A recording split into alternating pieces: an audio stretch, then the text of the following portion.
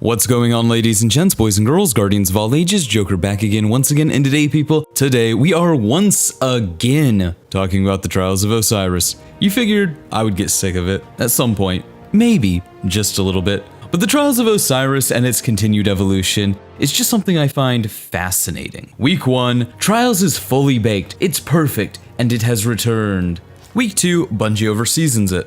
And this week, on the days of our Trials of Osiris, Bungie tells us how they're going to fix it. But before we can get into the fixing, Bungie has to unveil to us their newest iteration of Trials of Osiris. Trials of Osiris Capture Zone. Now, as I've stated before, Destiny 2 PvP maps work best with an objective. That's because the maps really don't have a flow. This isn't something like Halo, where you have power-ups scattered all over the map. And this forces players to interact with different interesting choices. Do you go for the rocket launcher? Do you go for the sniper? Do you hold a power position? Destiny doesn't have these choices that the player has to make, so it requires objectives in order to create map flow. So I'm really interested, just based on the premise, to see how an objective changes Trials of Osiris, even if it isn't necessarily the greatest on its first outing. Now, according to Bungie, quote, "This week, the normal Trials of Osiris playlist will be replaced with Trials Lab Capture Zone. This new mode is still elimination, with the following changes.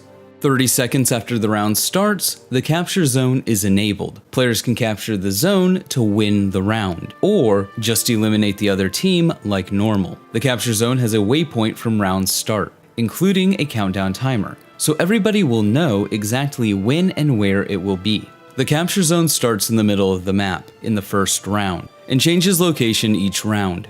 The team who just lost gets the advantage spawn location. Now this sounds very reminiscent of Countdown, but instead of a team attacking or defending, both teams are on the offensive. I don't mind the mode on paper as laid out, however, I would say that instead of elimination, what we'll likely find plays better with this mode is something akin to survival. Now why would survival be more appropriate for an objective game mode? Well, because as laid out, currently you don't really have to pay attention to the objective. This is just elimination with a built-in mechanic to make sure that people don't camp. When your objective is more of a camping penalty, is it really an objective game type? I think a proper objective mode needs this sort of interplay of seizing the map, locking down the objective, and then scoring the objective being the only way that you win for that round. The way that it comes off now is less an objective and more like elimination with anti-camping. However, I'm still excited to see how it plays out, but moving forward. This week will also have double Trials rank points for every match, so basically double EXP weekends for Trials of Osiris. That's a cute gimmick and it'll get players to come back and populate the playlist because for as much as hardcore PvP players may not want to hear it, Trials of Osiris is quickly moving away from being a competitive mode, more so now because it's behind a paywall. So there are customers that Bungie has to satisfy. I know some of you hate to see it.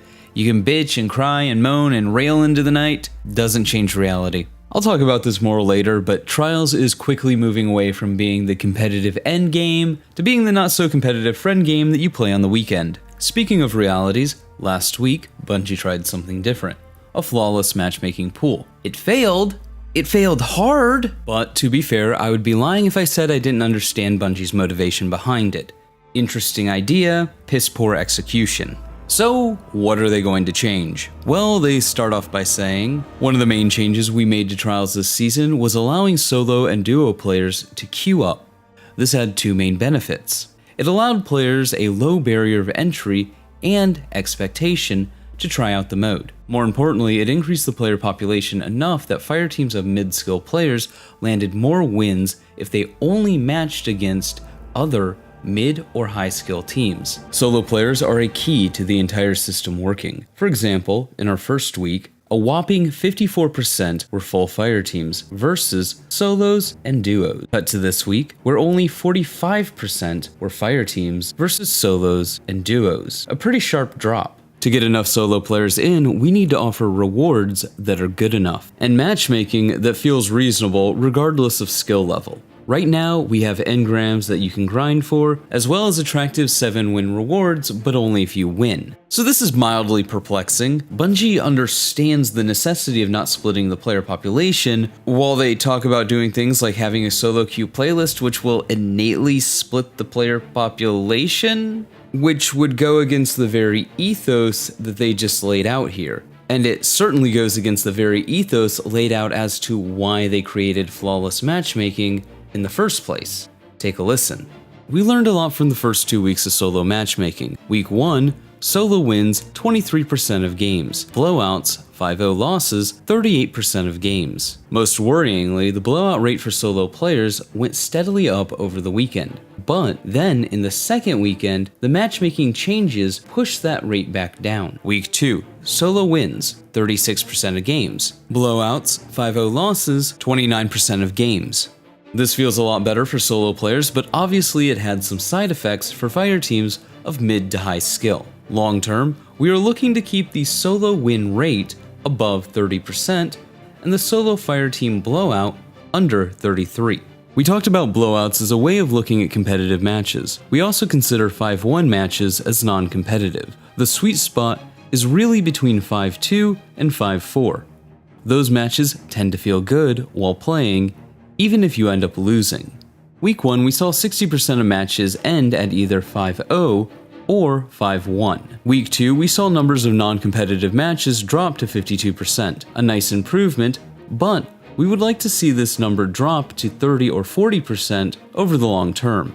So this is kind of a weird goal, because ideally, and this is something that Bungie themselves have stated before in regards to the implementation of skill-based matchmaking, the ideal is 50-50.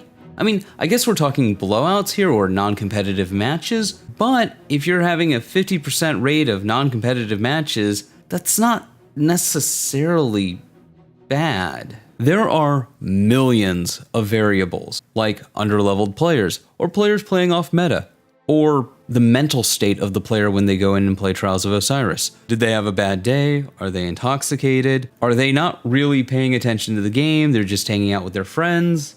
I only bring this up because we don't know the other criteria Bungie is using to judge whether this is proportional or not. Why are these matches so one-sided? While I'm sure there's a significant amount of mismatched matches, the average Destiny player is in Bronze 3. That is going to have an effect. And I don't say that to be mean, but can we really judge the quality of the matchmaking or the matches based on a population that may just be learning the game? Because there's a lot of people that didn't have access to trials, as Bungie themselves point out, before these changes. And this isn't a criticism of Bungie, I would just personally like to see the cross-reference data. Like, what is the percentage of players who play under level? What is the percentage of players playing off meta? Things like that. But I digress. Bungie then goes on to talk about the importance of keeping trials matchmaking times low, given the number of preferences that the system has to cascade through. This is where, in my opinion, a good old Halo set of matchmaking preferences that you can opt into is a necessity in my opinion. But again, details.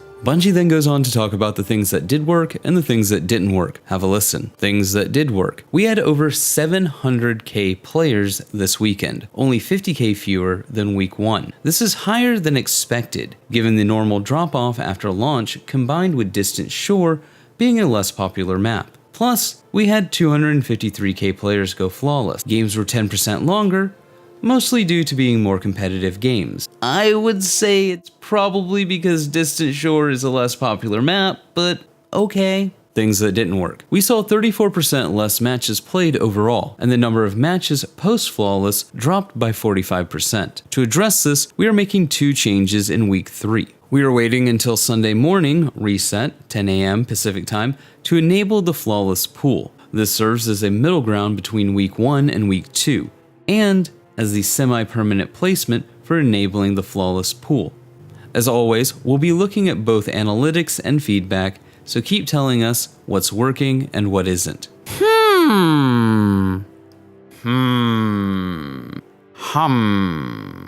Where have I seen this suggestion before?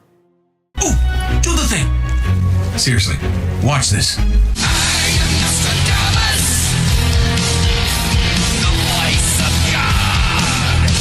Jokes aside, because I know somebody's gonna get their dick in their ass about it, it was pretty obvious that Bungie's biggest problem with the flawless matchmaking was the time that they said it.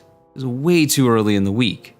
But now you really do have a compromise between your mid and high skill players and your low skill players, where not everybody's getting what they want. Except I have a feeling that this is only going to push lower skilled players to play at the end of the weekend. The best case scenario would be to revert all the changes and go back to week 1, but I don't think we're going to get that. Why? Well, because Bungie's chief concern is to cater to the bottom percentile of the player base, because that's where the bulk of the player population is. A lot of people pushed back against my remove the flawless video without taking the time to really comprehend or think about what I was talking about in that video. I wasn't asking for a handout. Fuck that, I don't want a handout. I actually want Trials to be this like hardcore competitive playlist that is legitimately a hard thing to be good at. But Destiny's not a competitive game, and Bungie doesn't want it to be one. I see a lot of scare tactics from people talking about the casualification of Destiny, harkening back to the casualification of Destiny 2 when it first released. And make no mistake, the casualification of Destiny has already begun, and it's been going on for a long time. The problem is comparing Destiny 2 casuals now to when Destiny 2 released is inaccurate. The Destiny 2 casuals of now are probably way more invested in the game than most people. The Destiny 2 casuals of now are the ones spending hundreds of dollars a year in the cash shop, as opposed to the Destiny 2 casuals when Destiny 2 first released, who were just following the trend. Now Bungie's looking at that bottom of the skill bracket, realizing it makes up the vast majority of the player base, and wondering, how do we retain them? How do we keep them engaged? And that's why everything's becoming easier, more casual. The question isn't if the lighthouse will be consistently attainable by the bottom 30% of the population, thus kind of invalidating the entire exercise while punishing the top percent of the population. It's when will that happen? And we're already seeing it. So when faced with punishment or being open-handed, I'm gonna go with being open-handed, because that's already the mentality of Bungie. DMG, the community manager, broke down the Trials drama of last week to a moral right or wrong of haves and have-nots. That to me is insanity. It's like, no, it should just be good and bad players, not, oh, have and have-nots. How dare you haves try to keep the have-nots out? Like, what? No, they're just not good enough. And hey, that's okay. Get better. But for Bungie, for their thought of player retention, which inevitably turns into big dollar signs, it's not okay. And that's just the reality of the world. But hey, those are just my thoughts. Let me know yours in the comments below. Remember to like, but only if you did. Subscribe for more. Feel free to donate to my Patreon if you're feeling particularly generous. But above all else, stay frosty.